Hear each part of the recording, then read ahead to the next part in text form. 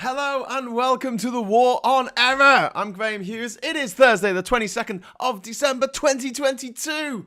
The year's nearly over. Where did it all go? I don't know. I look really big on the screen today. I look bigger than normal, but if I bob my head up too high and I make myself small, I'll bob up above the top of my frame. So yeah, that would look a bit weird. I'll have to fanny about with that in while I'm saying hello to everyone. Why don't I fanny about with it while I'll change my picture a little bit. I'll fix my picture up while I'm chatting to you.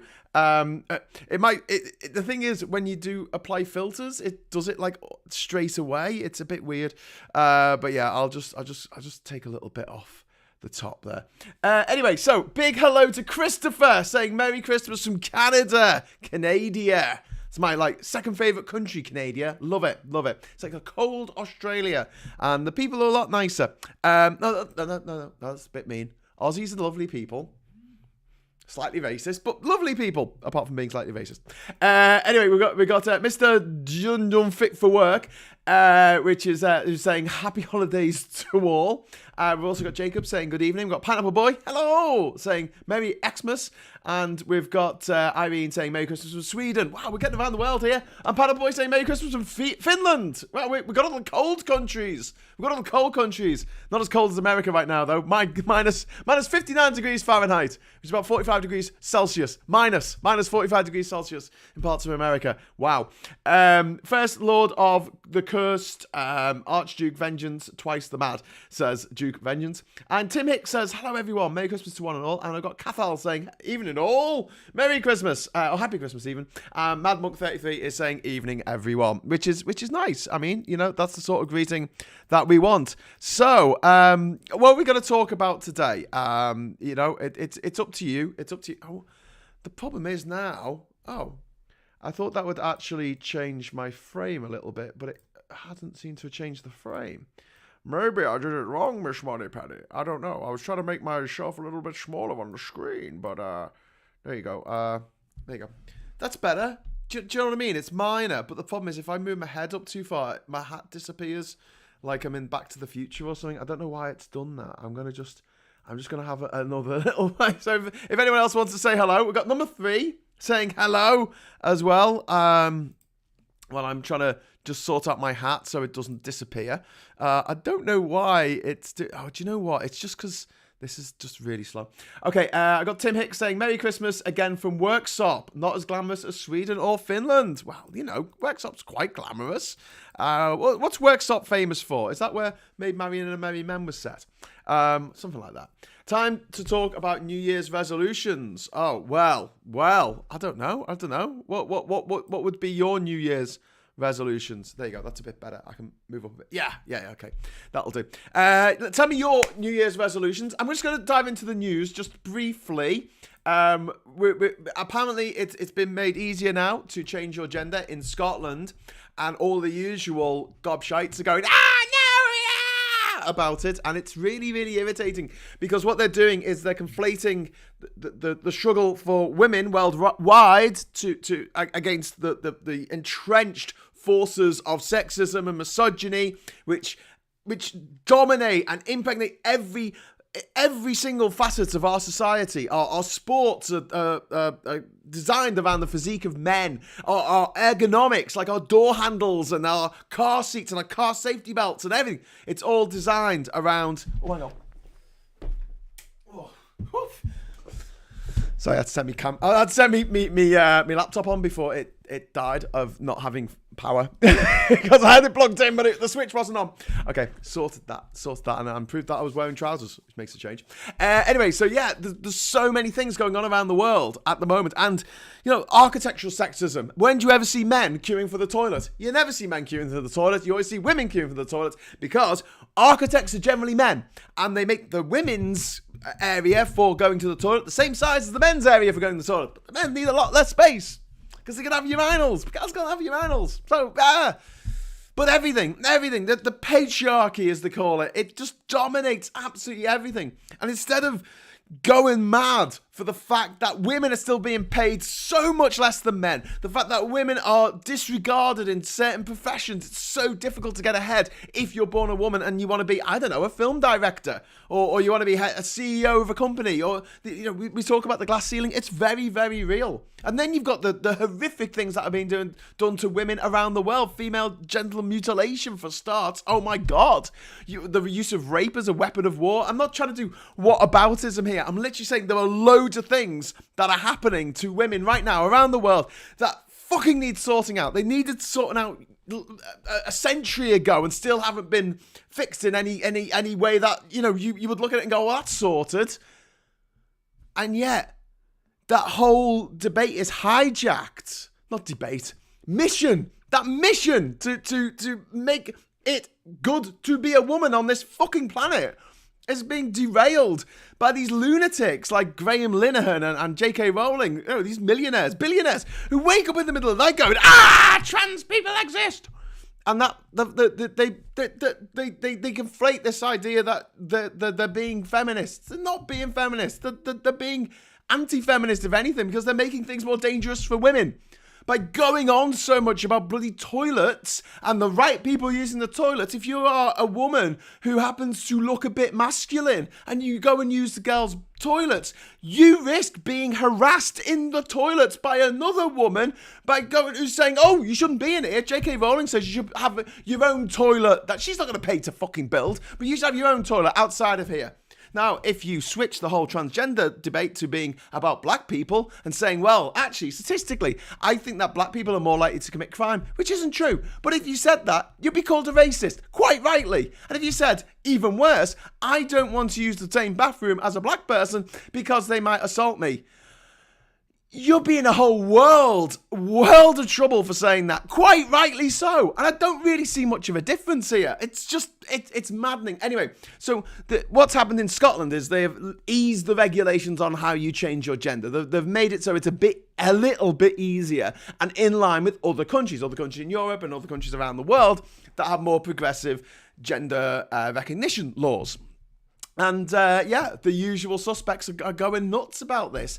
And the UK government is threatening to overrule the Scottish government's say on this, which is just driving more people towards independence from the UK because nobody likes being trapped in a room. Doesn't matter if the room has got a fun fair in it and it's full of gold. They don't care if they're trapped inside it, if they're not allowed to leave that room. It puts people on edge. It makes people upset. It makes people unhappy. They want the freedom to leave. Even then, they have no intention of leaving. The idea that they can is really, really powerful and important. And the fact that that's been taken from them by the UK government, it's kind of painful. So, yeah, you've got this whole thing going on at the moment. And, the actual reform that they're doing is all right. Nothing massive. But, the usual hellhounds are freaking out. And it's this kind of unnatural marriage of the very... the people that we thought were left-wing or centralists teaming up with the mad, rabid right-wingers, people like Vladimir Putin, to go, oh my God, transgender people, And it's kind of painful. It's very painful. It's sad. It's really, really sad that the richest author in the world is... I don't know. I don't know what's going on in her head. So freaked out at herself or something. I don't know. That she uses her vast wealth and her massive platform, 13 million Twitter users, to just have a dig at transgender people. Because let's have a go at a minority of a minority. And she actually said in an interview at the Times, we've got to stop the presumption of innocence in certain groups. Imagine Enoch Powell saying that about black people. Imagine Trump saying that about Mexicans. Imagine anyone saying that about any group in society. With the possible expression of, I don't know, serial killers and pedophiles. Okay, we're not talking about them. We're talking about a bunch of people who are born a certain way and, that's the way they are. Oh, bastards. We can't presume they're innocent. Although the law does say you're innocent until proven guilty, but we can't presume they're innocent. Okay. Anyway, I wasn't going to go on about the transgender issue today, but it just came up on the BBC website, so I thought I'd mention it. Hi, everyone, says Casper Northerner. Cathal says, hi. And then there seem to be two kinds of people, some that can tolerate difference, others don't give a toss. Indeed. Let's give the 16-year-old the vote too. Can't be any more misguided than old Daily Mail readers. Yep. Tim Hicks says, yes, that show was set there. Donald Pleasant was born there, and the lead singer from Iron Maiden. Works up. Okay. So, yes, Maid Marian and Merry Men was set in work. I don't know where the hell I got that from the back of my head. By the way, quiz time. If anyone can identify the movie that my backdrop is from, you win a special. I'll send you a copy of my book. I'll send you a copy of the Great Brexit Cookbook. So that's the competition in the chat. If you would like to join that, you can join it by literally putting the answer into the chat. If you can suss out where it is in the background, it's from a movie. And no reverse Googling image search. No one cheating that way. That's naughty. And we won't have it. We'll have it in my sketch. Even if Tories are held to be innocent until they commit crimes. Yes, even Tories. Even goddamn Tories, number 3. Groundhog Day. No, Ben, it's not Groundhog Day. Also, I'm going to tell you that yesterday I recorded a special, well, me and several others recorded a special edition of Sunday Roast. So if you would like to head over to their YouTube page. I'm going to give you the link now to the actual episode. So Sunday Roast is Maximilian Robespierre and Alex... name escapes me right now, Rinsler, and they have this chat show on Sundays. I was on it over Christmas, and there are various people on, and they thought they'll try and get as many of them together last night for a Christmas quiz. So yeah, you'll have to see how I did on Christmas Day. So I'm just going to drop the link into the chat here. This is for the Sunday Roast Christmas quiz. Okay, there you go. I have no idea about the film. Judging by the camera, I'm thinking something from the 80s or 70s. Time goes backwards in Duke's world. Maybe. I'm not giving it away.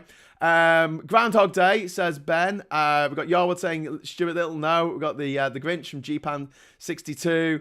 And Andy says putting Indy aside, and Ben quite rightly notes that I have ignored him saying Gremlins because he's right. Well done, Ben. A copy of the Great Brexit Cookbook is winging its way to you. Get in touch at the end of the show, and I'll send that over to you. It is Gremlins, great 1984, produced by Steven Spielberg, starring Phoebe Cates, who went on to be in Drop Dead Fred and Gremlins 2, and I don't know what else. Anyway, so that, yeah, it's Gremlins. It's Gremlins.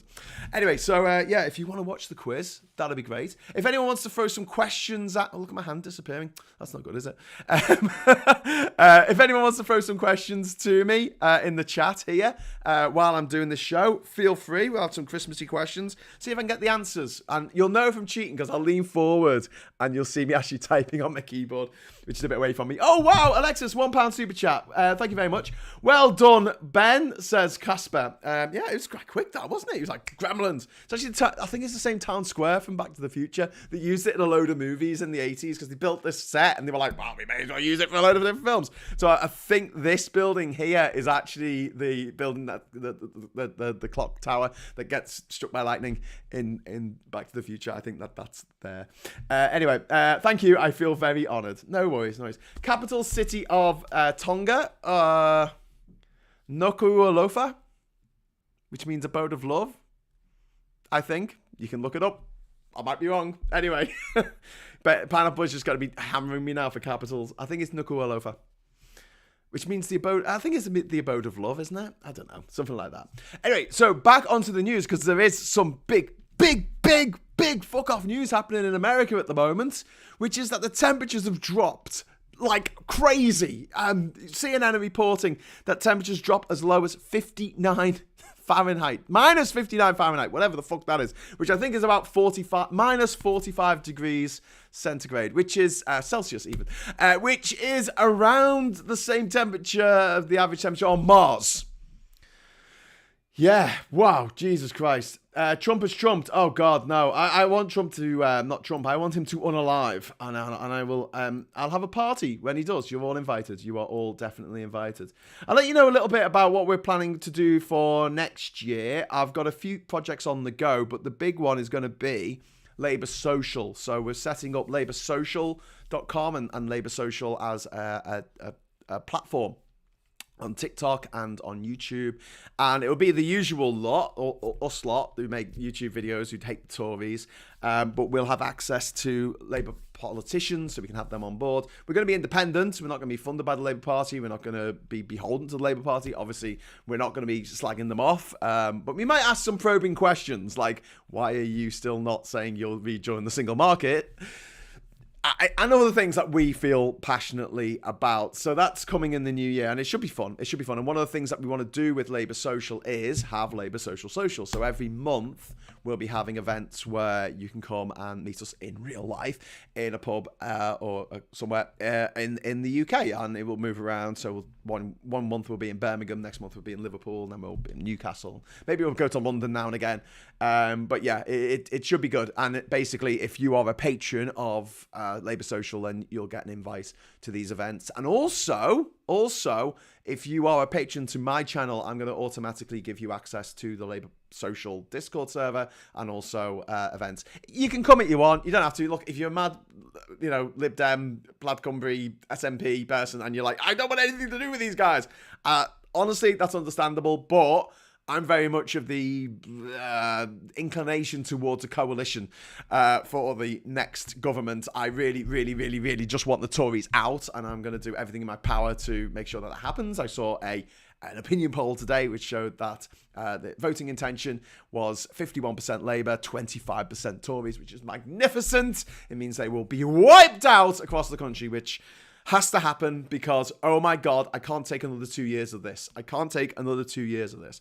The fact that we can't have the heating on, I'm freezing again in my own home because we turn the heating off at like 8 o'clock. We have it on for 2 hours a night because that's all we can afford. And it's like living in fucking Dickensian fucking Victoria, Britain. And it's just like, why put us through this in 2022? Oh, but other countries have got it like this because other countries have got like, Putin and they have COVID. Yeah, but how come our economy is the shittest of all of them? How come we are paying more for our energy than any other country in fucking Europe? Why is that? Oh, because the people in charge are a gang of motherfuckers. Anyway, Panel Boy gives me a clap, so I must have got the capital city of Tonga correct. If anyone else wants to fire a question at me, just to make this show a little bit more difficult while I'm presenting, you can fire questions at me. That's no problem. Those temps are headed my way, but not until tomorrow afternoon. Oh my God, gingers. Stay in. Please stay in. It's like 15 minutes in that, and you can die. Minus 10 here, saying GPAN 62. Where are you, GPAN 62? Did you say where you are? That's very cold. Strangely enough, it's got not warm, but it's got mild in the north here in the UK. It was freezing cold last week, and it was like the week before, and then suddenly just wind came in, and now it's all right. Which is good. Duke says, I want them obliterated, I want them decimated, I want them utterly routed and driven out of their rat holes. Yeah, absolutely. That's what I want as well. I want them. I want them unalived. I want to burn down the things and piss on their ashes. I can't really quote that. It's a quote from the Untouchables, which I can't do on because it will sound like a threat. I don't want MI6, MI5, GCHQ. I don't want those motherfuckers on my case. You said you wanted to do this evil thing, Graham. And it's like, well, Oh, what can I say? Guy Fawkes, the last person to enter Parliament with honourable intentions, apparently. Which, to be fair, they were. He wants to kill a bunch of people. Let's face it. I mean, that's not great, is it? That's not great. Anyway, so winter storms are sweeping across America as Biden urges Americans to take it extremely seriously. So you know that off the back of that, half the population are not going to take it extremely seriously at all, and they're going to go out in bikinis to film TikTok videos, and a lot of people are going to die if they do that. So maybe this is just maybe there is a God, and he just keeps bringing these like plagues, like COVID and Brexit and these really hot days and really cold days. Maybe he's doing it, or she's doing it, or they're doing it in order to wipe out the numpties. You know, the people who watch the moron stream media, the people who believe Trump, the people who believe Alex Jones, the people who believe that fucking arsehole, what's his name, the right-wing shock jock gobshite, Joe Rogan, all of those, you know, that uncritically read the Daily Mail and just read it and go, yeah, that's true, that's all true. Extreme wind and flash freezing conditions expected to wreak havoc across Ohio throughout the Christmas weekend.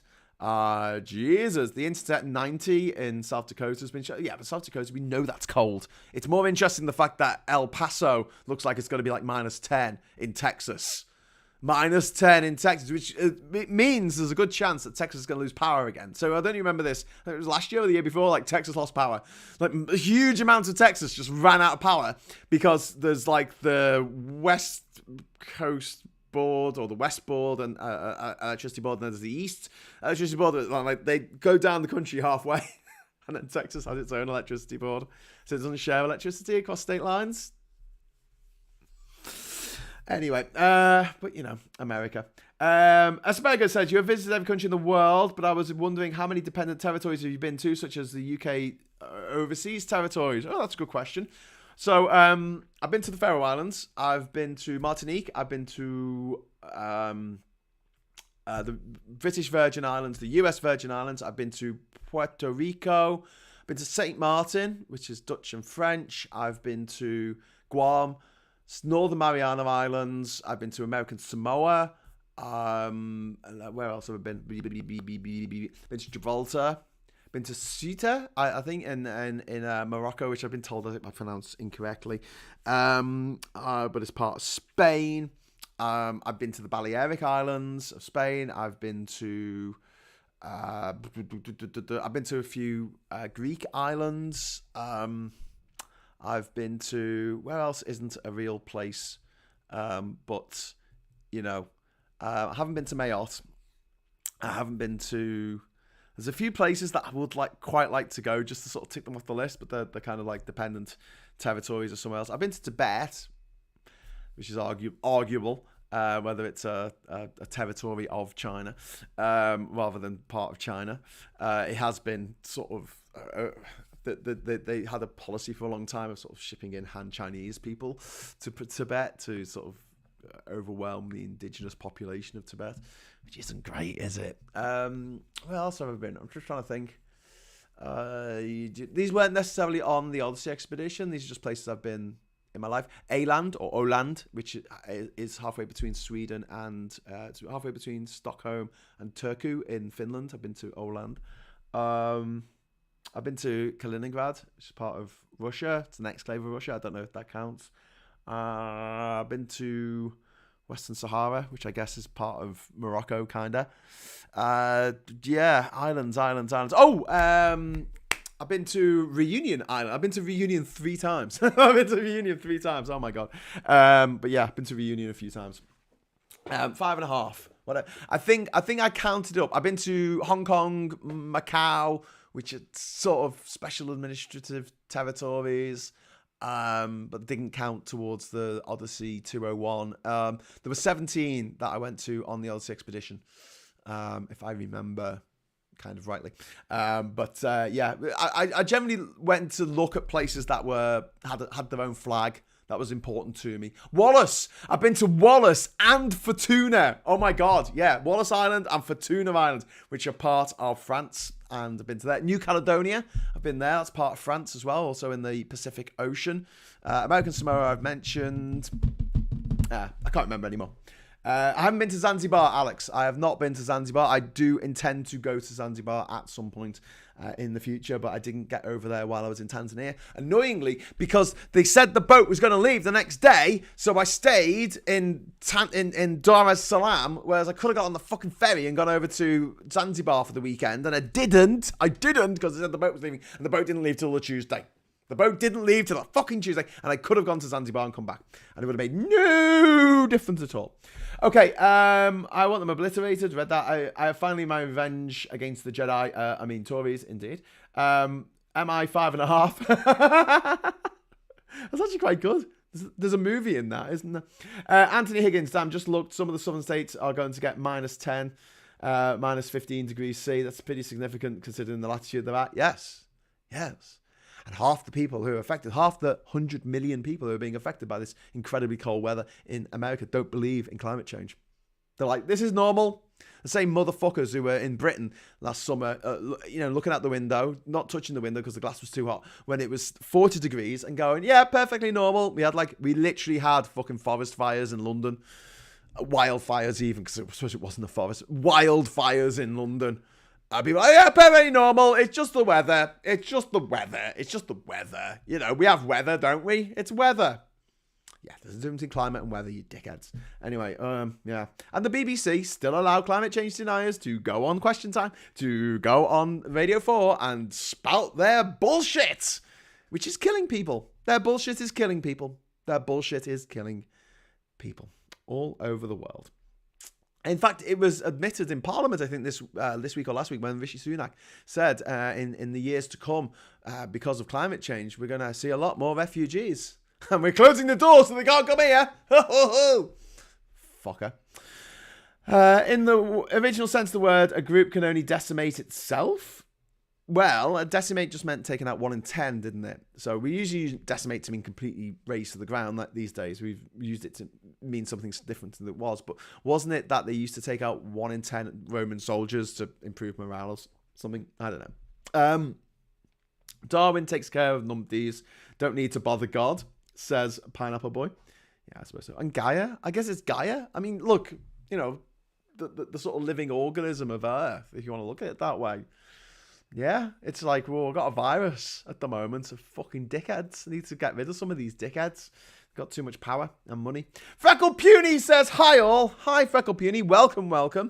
Just as a little bit of a treat today, on the chat, we're having it where you can ask me a question and see if I know the answer to it. We've had the capital of Tonga so far.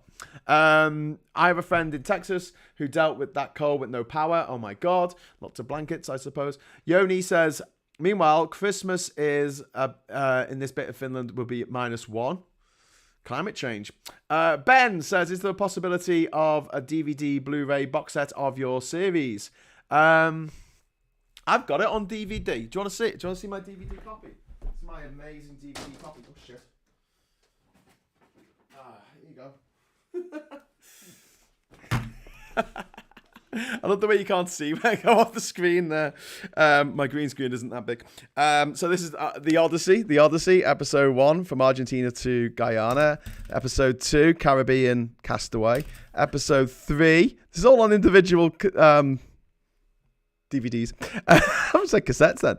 Cuba to Tunisia. Arrested in Africa. And then, what's this? African Rough Road. Congo Chaos, when I was arrested again. African Island Hop, and this last one is Pyramids or Bust. And we've had some movement actually on this.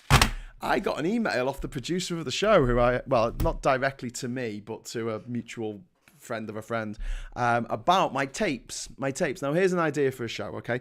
I don't have any link to Netflix, or any of those streaming platforms. In that they will only take an idea for a show if you are an agent or you've made a show with them before. So I'm going to get in touch with a few people that I know, because here's the situation, right? I filmed a year of my life every day, 365 days. And in fact, more than a year, because it was a little bit after the year that I was traveling. But I traveled through 133 countries and 6 territories. And I filmed and blogged everything that I did. And I covered I filled 136 tapes worth of footage. Those tapes were backed up onto my hard drive, but only in standard definition, but they were recorded in high definition, but I didn't put them on my computer on that because it would be too much space. So to cut down on the space requirement on my computer and just to make it easier for me to edit it, I made it so it was standard definition rather than high definition. One of my hard drives went tits up, so I lost about 12 of the copies. So there's 12 tapes that I just don't have access to, even the standard definition copy of them anymore. So there's 136 tapes, and they were in Melbourne in Australia at Lonely Planet HQ, right? Now, I've been trying to get them back, or at least get a digital copy. I want a high definition digital copy of my video diary that I shot of myself when I was working for Lonely Planet. Unfortunately, in 2011, a year after my show aired, the BBC, who then owned Lonely Planet, basically shut down the production arm of Lonely Planet and made everything in-house at the BBC. Because they're a broadcaster or something, I don't know. So the people I worked with on the show, on Graham's World or Lonely Planet's The Odyssey, whatever it's called in different territories, they were sacked. I mean, they all lost their jobs. I think one of them was escorted out the building. They weren't happy about it. Nothing to do with me. At the time, I was still traveling around the world and doing stuff. Anyway, so I tried to contact people and say, hey, can I get a copy of these tapes after I finished my journey, and never really got anywhere with those requests. And I've sort of left it in a way that, like, one day when I've got a bit more money and I'm not running out of 20p's to put in the fucking meter, I can actually afford a lawyer to, find these bloody tapes for me. That would be great. However, in 2020, as a result of COVID, the Melbourne office of Lonely Planet, where my tapes were located, presumably, was shut down, and everyone started working from home. So what I want to do is a documentary for Netflix or whatever channel wants it, in which I go on a journey to Australia to track down my lost tapes, because they're probably in a storage unit somewhere in Melbourne. Maybe they might have been destroyed. I don't fucking know. If they are destroyed, I'm going to be so upset, because one of the shots I got was of one of the last space shuttles taking off from the closest place the public could get to watch a fucking space shuttle taking off. So I kind of want that footage back. Thanks. It was quite important to me. Being like something that I wanted to do all my life is see a fucking space shuttle taking off. Anyway, and now that you can't, because they're not taking off anymore. Anyway, so so I thought I'd make a great little documentary of me going over there to find my tapes, but in the process, talking about what happened when the BBC bought Lonely Planet and fucked it. They took this really successful company, the biggest travel book company in the world, and they fucked it. I mean, they really did a number on it, and then they sold it at an £80 million loss. I shit you not. I'm going to just check on that figure, because I don't want to give you the wrong numbers. Lonely Planet, BBC, sold, loss. Yes, 80 million. There's a story on the BBC website. BBC Worldwide sells Lonely Planet at an 80 million pound loss. I mean, Jesus, come on. And I want to talk about it because it gets even madder than this, right? So the BBC bought Lonely Planet in 2008. They fucked around with it. They moved offices to Oakland in California and stuff into London. And it just didn't really work. They were supposed to be making it digital. They never made the killer app that Lonely Planet should have made. They never made it. And they got rid of the production company that was associated with Lonely Planet TV, which seems mad to me because it didn't cost anything. They only made stuff when they got commissions. So when a broadcaster said, here's £500,000, go and make Australian dollars, go and make a TV show. And they went, great. And they spent maybe half of that on the TV show and took half of it for themselves. And then they called it Lonely Planet's the blah, blah, blah. And basically it was advertising for Lonely Planet. Like, it was just a no-brainer to have that in-house in Melbourne there. But the BBC got rid of that. They messed around. The whole ethos of Lonely Planet was changed from making the guidebooks that everyone knows and loves, the big bricks that people carry around in their backpacks, and they moved towards those kind of plush coffee table books, like the travel book with the picture from every country in the world. They moved towards making stuff like that, which is fine, but you only buy one copy of that once in your life. You're not going to buy another copy. You're not going to, need different pictures now of every country in the world. I'll get the new updated version. Come on. Whereas the actual travel books, you would probably spend, if you're a backpacker like myself, you'd probably spend a few £100 a year, basically, on those fucking books. They weren't cheap. Although I did take a lot of them out of the library when I was plotting my trip to every country in the world. Anyway, so they fucked that around. They fucked up the whole thing. They sold it for an £80 million loss, which you'll be paying for out your license fee, boys and girls. Yeah, BBC Worldwide is supposed to be the commercial arm of the BBC, but sometimes they don't make such great decisions. Anyway, Lonely Planet was then sold to a company called NC2 Media, which I believe, and I might be wrong, we can find this out in the documentary, was owned by an American tobacco baron who put a 20-something wedding photographer in charge of global operations. Am I hearing this right? So what I want it to be is this show where I go to, you can imagine one of those documentaries where it goes, I started on this journey to go and find out about X, Y, Z, but I'd never thought of what I would actually find out. And if I can get interviews with all the people who worked at Lonely Planet, like Lonely Planet TV, and worked there as reporters and editors and things like that, for the books, I think that'd be great. It'd be fucking brilliant. That would make a great little documentary. Call it Stabbed in the Backpack. With a backpack in a pool of blood with a big knife in it. Lovely.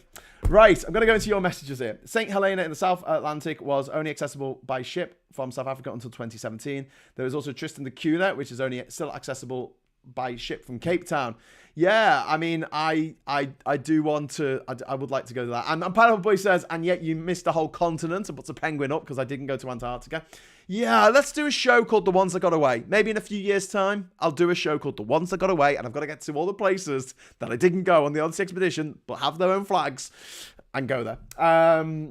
So moving on. So, sorry, Ben, I completely got derailed there for what I was talking about. But yeah, if you'd like to see Stabbed in the Backpack, if you think that'll make a good little 1 hour documentary of me trying to get me fucking tapes back, and then uncovering this web of fucking arsery that was the time that Lonely Planet was bought by the BBC, and they fucked it. I think it'll make a good documentary, and I think that, like, if you're the rival of the BBC, if you're fucking Netflix, why would you not want that? So yeah, we'll see how we go. Hypothermia is easier than you think to get, says Heather.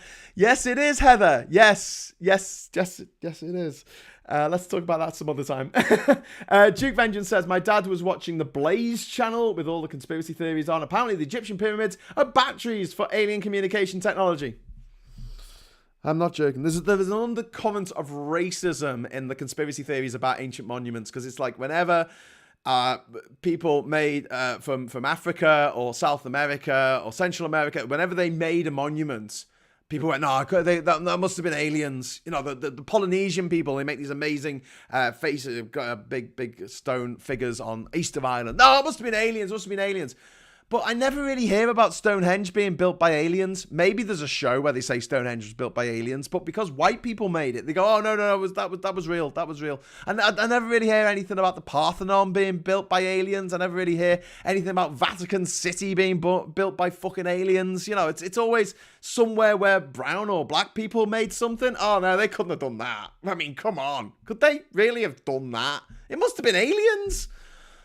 Jesus wept. Anyway, moving on. I'm trying to get through all your comments. Although super chats are on, by the way, and it is Christmas. That's all I'm saying.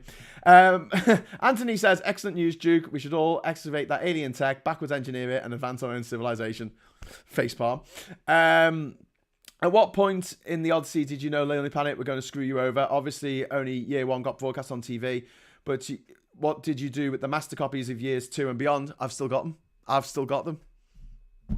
I kind of don't know what to do with them because they'll make a couple of good more series. But talking about being screwed over, I mean, I haven't really gone into it too much on this because I don't want to be sort of, I don't know, libel myself or whatever, but or say something that I'm not contracted allowed to say. I never signed an NDA, so I don't see any problem with talking about this. But one thing that really fucks me off is that in 2016, that great year, the BBC were asked if a channel in America could buy the series Masters and re-edit it themselves and add an extra 2 shows on it with contemporary interviews with me and my family about my travels. So, once it had finished, and from that, so instead of having 8 episodes, we would have 10 episodes, and the BBC said no. And I still, to this day, would like to find the middle manager who went, no, we're not doing that. And it was literally, you don't have to do anything. All you have to do is give us a copy of the tapes and we'll do our own thing with it. And they're like, no, not interested. Not interested. And I'm like, because off the back of that, 2 more seasons could have happened. Definitely. Anyway, at what point in the Odyssey did you know Lonely Planet was going to screw you over? I think it was fairly obvious the moment I got out of jail in Cape Verde and I spoke to one of the producers on the night that I got out. Remember, we had pizza and I had to leave the restaurant that we were at in Cape Verde. I was with some people that, had helped me get out of jail with a file and a cake. And I remember having a phone call, and it was then when they said the show was going to be called Graham's World, not Lonely Planet's The Odyssey, which is what we had agreed to call it. And that's what it had been pitched to the networks as. But apparently the networks didn't like that name. So they wanted to call it something else, and the name that they wanted was Graham's World. I literally wrote a list of 57 different titles that it could have other than Graham's World. I was not interested in calling it Graham's World because, and I know the Americans who funded this and the Australians who made the show probably don't understand post-colonial guilt as much as we do, as much as I do. I didn't want a show in which I'm a white guy, a very middle class, a very white guy, was traveling around Africa going, this is my world. Look at my world. Oh, isn't this nice? This is my world. It wasn't my world. It was someone else's world. I was just there as a fucking visitor. I was a fucking tourist, and everyone hates a tourist, as Jarvis Cocker once sang. Oh my God, no, don't call it that. So I think that was the moment where I just sort of went, oh my God. And also, I was told that I had to take my YouTube videos down. So every week up till then, I've been making a YouTube video every week, along with writing my blog, along with traveling to every country. I've been taking my footage and editing it together and putting it online. I was told I was not allowed to do that anymore. And also, I had to take down the videos that I already had online. And some of them had like 250,000 fucking views. One of them was featured on the front page of YouTube back in 2009 when YouTube was still like, oh my God, like this is a new thing. And they completely derailed. Because you know what YouTube's like. If you don't put something up each week, everyone just loses interest, It's like having a fucking bank account or something. You make a withdrawal, you lose interest. But yeah, got a bunch of On the Shoestring Lonely Planet books. Absolutely love those books, says Phil. Yeah, they're great. I've got the entire collection. There's only one country that I don't have in my collection. And it would be a good little quiz question. I'll take a photo of my books and you can guess the country that's missing from those books. Because obviously there's like Africa, and it just covers every country in Africa. But does it? Good evening all, and hope everyone's ready for Christmas, says Daily Blase. Daily Blase joined me in the quiz yesterday. And he was very nice. He was very nice and didn't choose me to be eliminated. He got to decide who got eliminated. So thanks, mate. So if you want to see Daily Blase in real life, almost, watch the show. Watch the show. Evening, Daily Blase. I got to Dublin for an hour or two tomorrow. We'll be done then. Hope you're good, says Cathal. Excellent. Who they sell it to? I'm not sure that refers to. Cathal, you have to remind me because I don't know which bit of the story I was telling at that point. Duke Venge. They also mentioned Stonehenge. Apparently, it was built by aliens because the position of the stones was too accurate. Apparently. Because, people back in the day didn't have a bit of rope. My God. I mean, like, how hard is this? You put a stick in the middle and you have a rope and then you draw a line around Anyway, Daily Blase, I'm not too bad, my friend, thank you. Well, real sorted. My wife is fantastic when it comes to stuff like this. Pineapple Boy says, super chats don't work when I'm abroad, so here's an emoji. Oh, thank you. Graham's World does have a possessive tone. True, says Yoni. Yeah, I fucking hated it. I had a bit of a breakdown actually when I found that out, because it was like I've been on this nightmare journey across the fucking ocean for 4 days on this leaky wooden fucking boat, and then arrive, and then we're put in jail for another 6 days. Like, I haven't changed my underwear, I haven't changed anything for 6 fucking days, 10 days, 10 days on the open ocean without a radio, without a sat nav, without anything. I'm navigating by the fucking stars. Oh my God. Like, I can't believe I did that. I look back now and it feels like someone else did it. It feels like I'm watching a TV show of someone else doing something incredibly stupid. But yeah, 6 nights in a fucking jail cell, 5 nights actually. 5 nights in a jail cell. that was designed for one person, and there were 10 of us 11 of us in there. So we were just sleeping cheek to jowl on the floor of the concrete floor without any blankets, without any mattress or anything like that, literally just sleeping on the concrete floor. And then I get out and they're like, "Oh, you all right, Graham?" And I'm like, "Yeah, you fuckers, why didn't you tell them I was coming? Oh, we thought someone else was doing that. Oh, no, they weren't. Oh, by the way, your show's going to be called Graham's World. I hate it. Thanks, I hate it. Oh, and you have to take all your YouTube videos down. What? And yeah, I think I had a little bit of a breakdown at that point. Anyway, thankfully, much the same here too. The plan is no shopping on Saturday. No shopping on Saturday. Yeah, I'm all done. No, hardly anyone's getting presents. I was supposed to be in Liverpool, actually, but there's been an illness in the family, so we can't go there.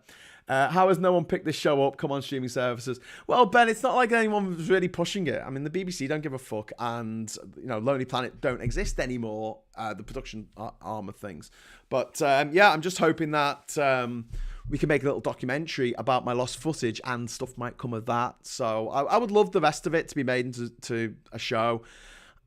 And yes, I could do it myself. I could, but it would take me 6 months.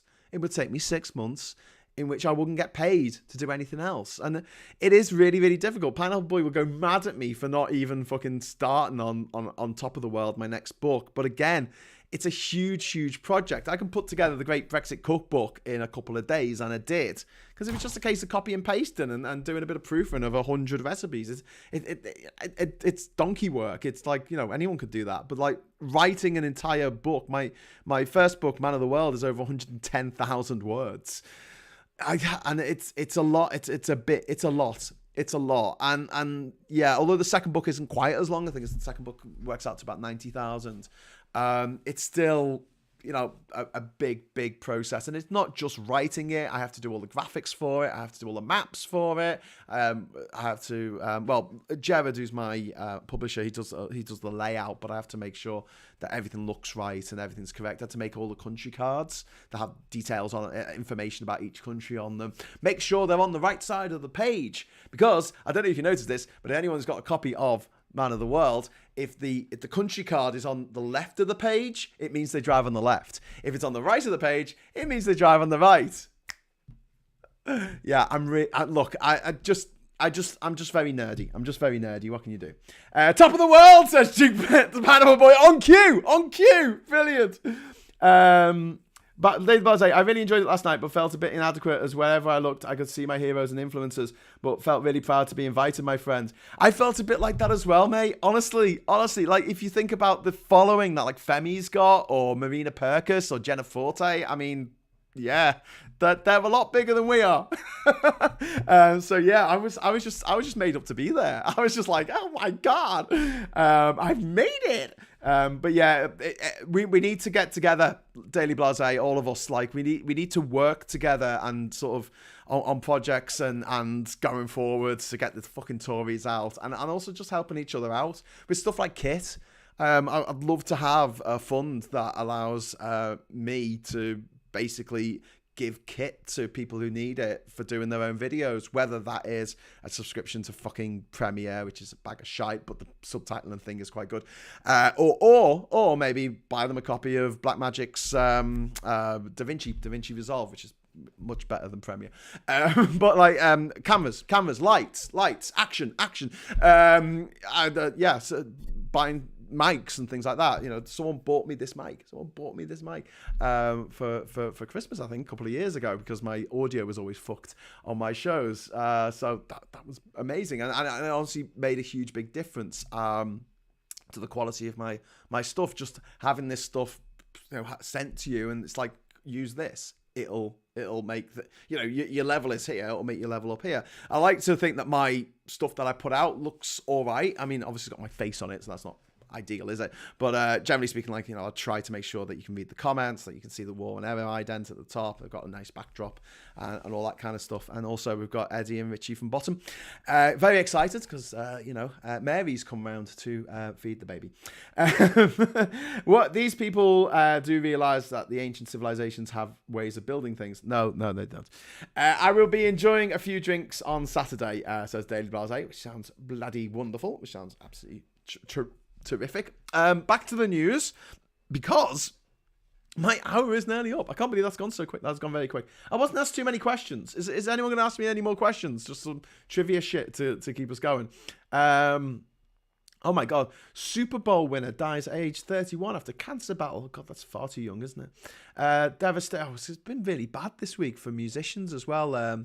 Thingy Duffy from Primal Scream, the keyboardist from Primal Scream, died, and the Charlatans, and obviously Terry Hall from the Specials, Funboy Free, he died as well. And it's just why do people I like die? Like, why do they have to die when there's so many people I don't like and they're still alive? It fucks me off. My bottles of cider are empty. It must have been aliens. Blase, let me know if there's anything I can do to help, Graham. I'll do my best and let me know. I will. I'll be in touch. I've got your phone number now. Sorry. Now if Daily Blase gets one of those blag texts that pretend it's from like a courier company or your bank or something, he'd be like, Graham sold my number, the fucker. But yeah, no, I didn't. Flight cancellations top 1,200 nationwide, so that's good for the environment, I guess. See, this is Gaia. This is the world protecting itself. It's like, let's blast America with minus 50 degree fucking Arctic blast, and it'll get rid of some fuckwits, and it'll also ground all their fucking flights so they can't pollute me so much. See, I think it's going on. Okay, capital of Palau. I'm only learning because I'm only asking because I want to learn how to pronounce it. I don't know because I think when I went, the capital was... it was one thing when I went, and then I think it changed, and now it's something absolutely unpronounceable. But I think I went to the old, what was the capital, or what the fucking capital was called, but I don't know that one. That's the one. That's a gap in my knowledge. Also, the capital of Nauru, because Nauru doesn't officially have a capital. It doesn't have a capital. It's just Nauru. It's only small. So yeah, you can walk around it. Walk around an entire country in much less than a day, in a few hours. What's the most common pub name in the UK? I want the top 4. You did ask for trivia. Well, Black Bull, isn't it? Black Bull's going to be number 1. Red Lion, the Kebab and Calculator, and the Winchester. Best Christmas movie: Die Hard or Batman Returns? Gremlins. Yavin for Yavin is usually put down as the capital of Nauru, but I think officially they don't have a capital in Nauru. But we can look it up. They've changed the name of the capital of Kazakhstan like 3 times. Twice. It was originally, what was it? Astana, and then it was Almaty, and then Astana, or 1 and 2, and now it's Nur Sultan or something. Nur Sultan. They've changed the name. Nur Sultan. Nauru was a phosphate mine, wasn't it? Yes. Yeah. Nauru was the source of most of the world's phosphate in the 1980s, up to the 1980s. It was the richest country per capita in the world, and then they squandered all their money on a load of shit. It's a really interesting story. It's like a microcosm of the planet. I've talked about this before, but Nauru is this tiny little island in the middle of the Pacific. So it's this island of civilization in the middle of a vast ocean of indifference, and on this island grew lots of food because it was basically 99% guano, and the topography, or whatever you call it, the geography of the island is really interesting, because I think what it is you've had millions of years ago, you've had an underwater volcano shooting up, and you can imagine that pushes all the dirt, from the bottom of the sea up to the top, so 4 kilometers from the seafloor up. So you've got this kind of shaped volcano, and then over the years, because this was all just mud and sediment around it, that all disappeared, and they were just left with the volcanic chimney. I don't know if that's the best way to use it, but like, imagine like a cylinder, a solid cylinder of magma that had come up from the ground and was now sticking, it's just a little bit above the waves. And over the millennia, as the ice caps had melted and then refrozen, it had been uncovered and covered and uncovered. So it had made a coral reef, and basically the entire covering was coral, and then it came out of the ground, and then obviously a coconut got there on the water, because coconuts can live for 6 weeks on the water. And the only country in the world only islands group in the world that doesn't have native coconuts is Hawaii. The palm trees in Hawaii were brought there by people. All the rest of the islands over the millennia are palm coconut landed on the beach and started to grow, because they're just mad motherfuckers, coconuts. Anyway, so yeah, trees started to grow, and then you had birds landing, and over millions of years, or thousands, tens of thousands of years, hundreds of thousands of years, the birds shat on the islands, because it was like a great place to stop in the middle of the ocean when their arms were tired from flying, wings even. And they shat all over this island and created this very, very rich phosphate soil that was rich in phosphate. And phosphate is really important to using explosives and also fertilizer for farming. So it was really important that people, had access to this. And in fact, I think the US had some rule, like if any American found an island that had phosphate on it and no one else was there, it was part of America. It automatically became part of America, because they were so obsessed with getting hold of this stuff, this shit that was worth a fortune, pound for pound worth more than gold, maybe, I don't know. Anyway, I don't think that song was about phosphate. Anyway, so well, fast forward 100 years ago, all this phosphate was being mined, and as a result, the very, very small population of Nauru, which I think peaked at about 12,000 people, just went nuts. And they had all this money, and instead of investing in a long-term solution to what was going to happen once the phosphate ran out, like the people who lived in, I think, Ocean Island, or I think Banama Island. It's also called Ocean Island, which is almost like a twin of Nauru, which is to the it's to the east of Nauru, and it's part of the Kiribati group of islands. And I think that they bought an island in Fiji, so that when the phosphate ran out, they could all leave their now uninhabitable island en masse and move to this island in Fiji and live out their days on this island in Fiji, and their ancestors, their descendants would live there as well. So that was the plan on Ocean Island. But on Nauru, unfortunately for the Nauruans, the money was absolutely 100% squandered on shite. They bought jetliners that they didn't need. I think they bought an ocean liner. They bought real estate in fucking Honolulu. They invested in Melbourne fucking football club. They invested some mad shit in New Zealand. They invested in and this is real, they made a musical that came out in the early 90s in London called Leonardo the Musical. I think it was about the Teenage Mutant Ninja Turtles, the leader of, and it was a massive flop. Leonardo the Musical, like, look it up. Honestly, I think they only did like one night or something, and they lost millions, like so much money. Everyone on the island had a fucking Ferrari or a Lamborghini or something. It was just nuts. And then the phosphate ran out. Well, no. To be clear, the easy-to-reach phosphate ran out because it was lying on the ground. You could just literally dig the soil out. The soil had all been taken away by people and then by rain because of erosion. And they were left with, there was still probably some phosphate underneath the coral, but you had these coral pinnacles, like this white coral that had been unearthed by the people taking the soil away. And what this white coral did was it created its own little micro environment. So if you're on a boat and you're on a bit of driftwood, right, and you're a shipwreck and you're at sea and the sky is clear except for some clouds, right? In one area there's clouds and they don't really move. Head towards those clouds, because there's a good chance that there will be an island under those clouds, because islands generally create a little microclimate and the clouds will congregate over the top of the island. But I think what happened in Nauru, and if there's a meteorologist watching this and they wants to correct me, I think what happened was because they uncovered these white coral pinnacles, or these ancient corals that had been covered by soil for millennia, it reflected the sunlight and created essentially a vortex of hot air, which actually pushed the rain clouds away. And for a long time, Nauru had this massive fucking drought. They ended up bringing fresh water from Australia, which I think is about 4,000 miles away, so that the people on the island didn't die of not having fresh water. It was just insane. Anyway, they ran out of money and they couldn't get to this easy-to-reach phosphate anymore, so the amount of phosphate they were selling just dropped off a cliff. And now Nauru is one of the poorest countries in the world. It's got a seat on the UN. for some reason.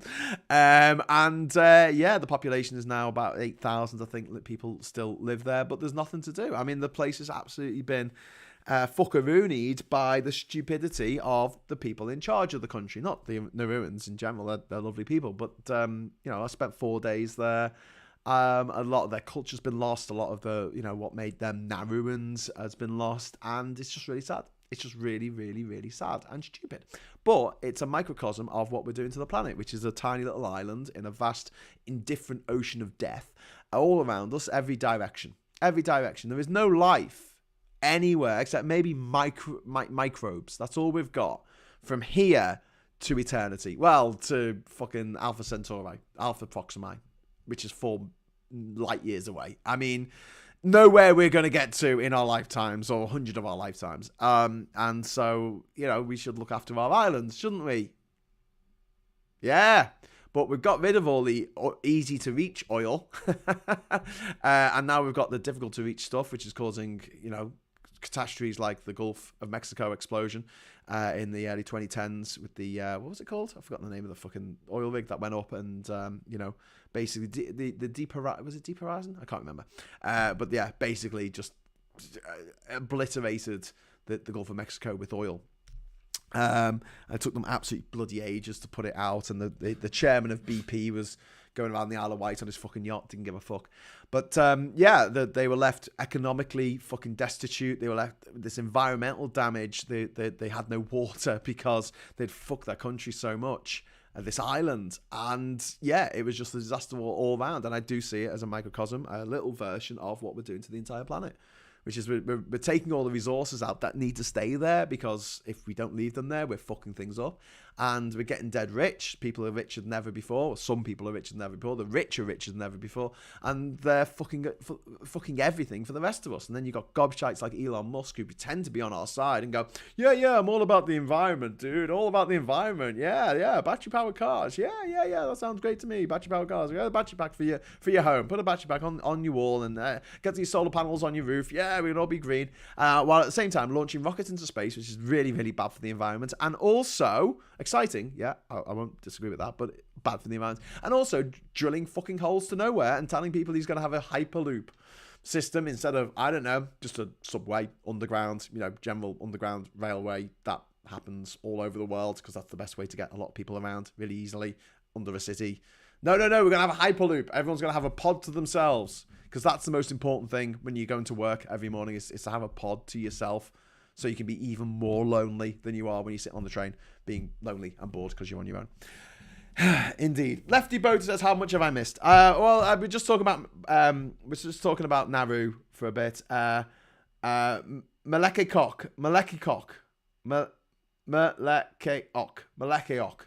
Yes. That sounds about right. I don't know. I'm sure when I was there, it was something different, but I'll have to look that up on Facebook. What's it called? Wikipedia, and find out. Hawaii has a lot of these pineapples. Yeah, indeed.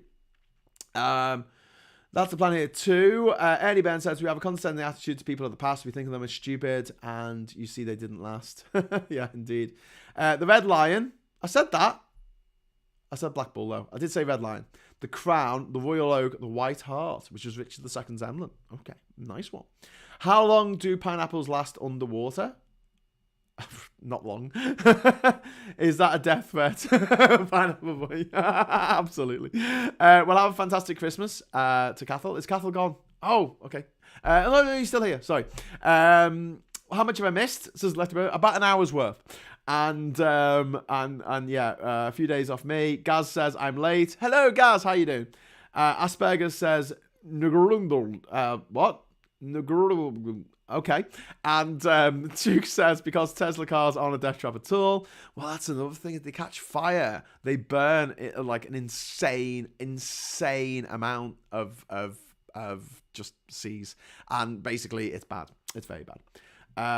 I learned Ngrundrund as Palu capital. Yeah. I mean, I said it was unpronounceable. Cathal said, got an early start.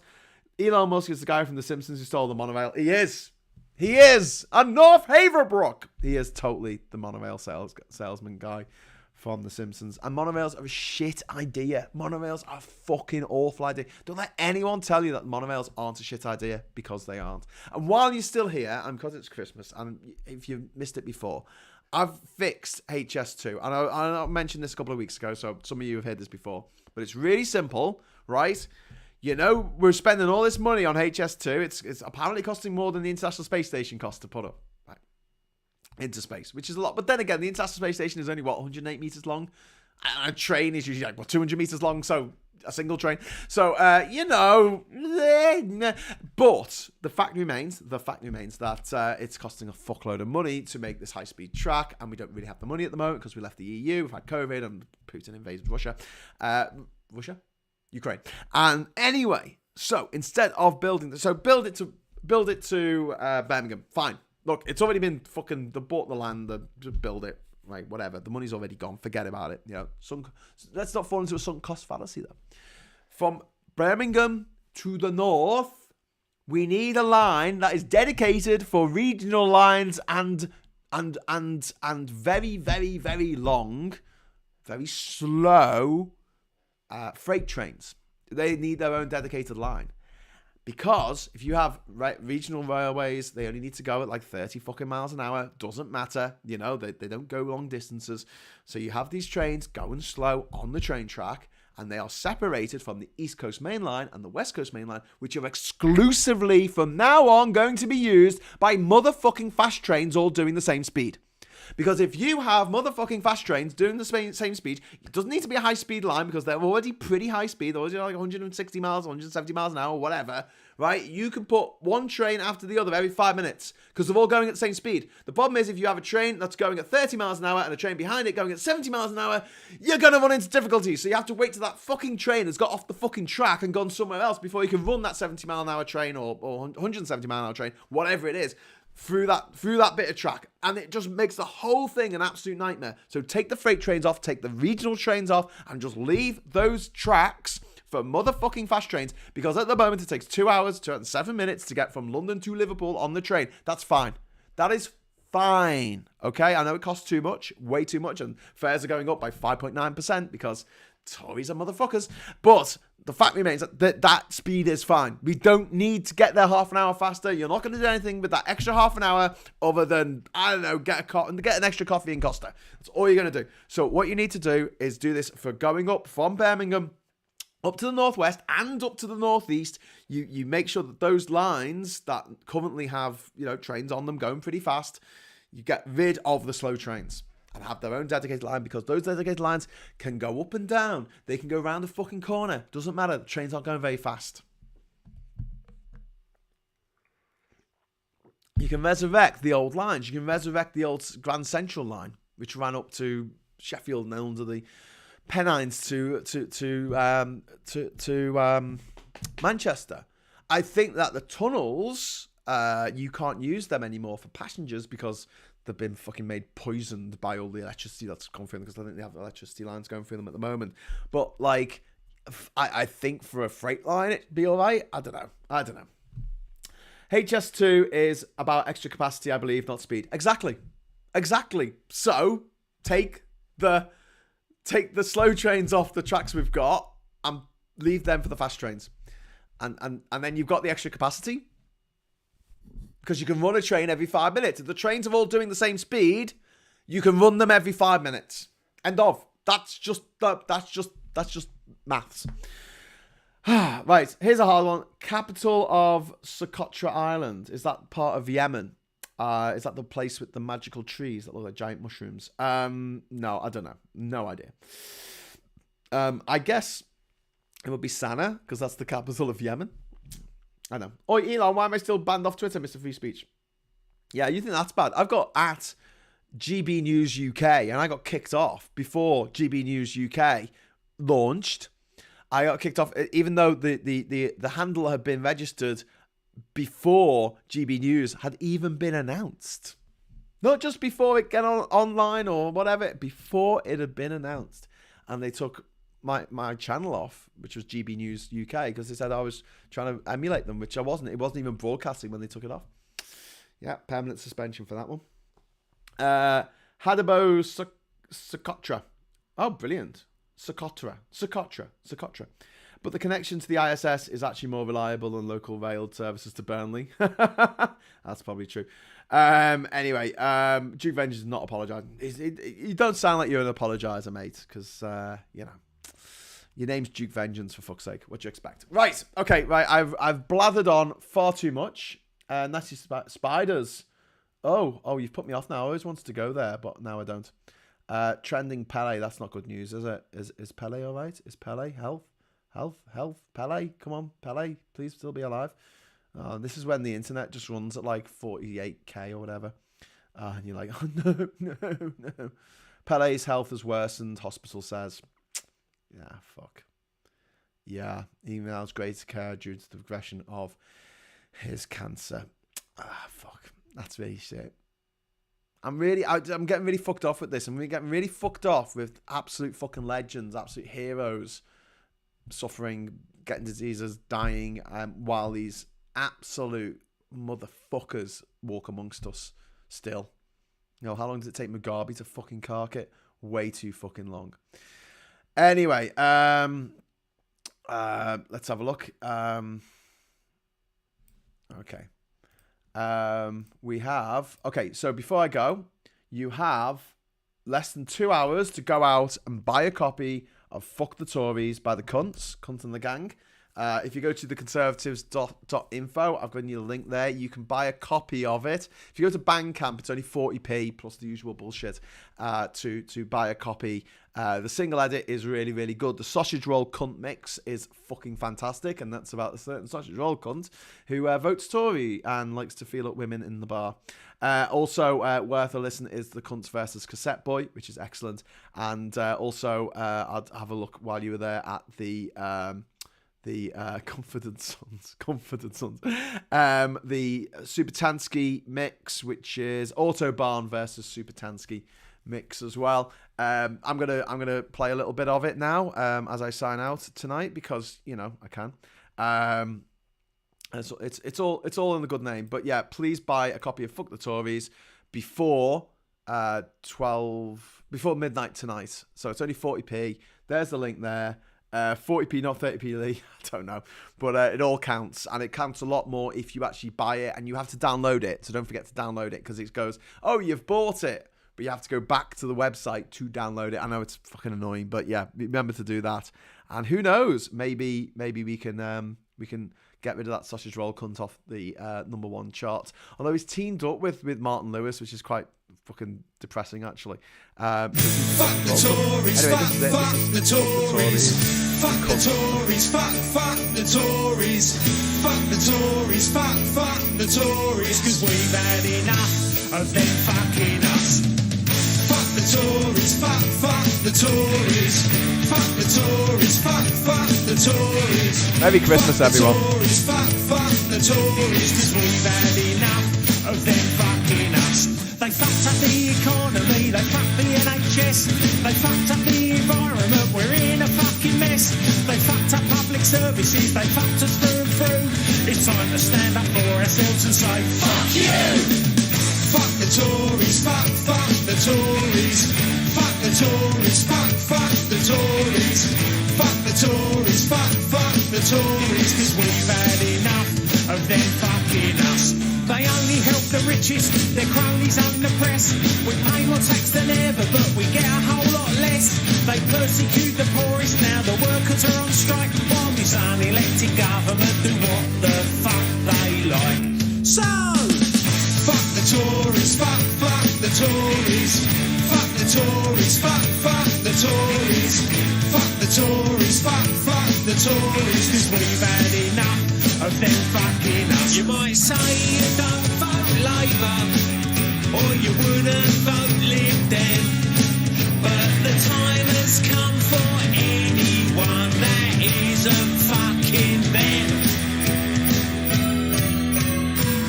Fuck the Tories, fuck the Tories, fuck the Tories, fuck the Tories, fuck the Tories, fuck the Tories, because we've had enough of them fucking us.